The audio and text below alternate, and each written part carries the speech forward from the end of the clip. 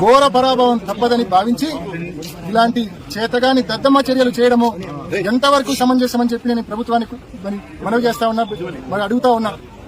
ఆలోచన చేయండి. మీరు అధికారంలోకి వచ్చి 7 మాసాలైంది. రైతులకు ఇచ్చిన హామీలు ఒక్కటంటే ఒక్క హామీ మీరు అమలు చేయలేదు.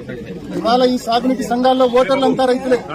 రైతులు మొత్తం వచ్చి ప్రజాస్వామ్యబద్ధంగా ఓట్లేస్తే దిక్కుండదని ఘోరమైన పరాజయం ఎదురవుతుందని భయపడి ఈ మాదిరి పోలీసులు అడ్డు పెట్టుకుని దద్దమ్మ రాజకీయాలు చేయడానికి సిగ్గుగా లేదా అని చెప్పి అధికార పార్టీ నాయకులు నేను క్వశ్చన్ చేస్తా ఉన్నా.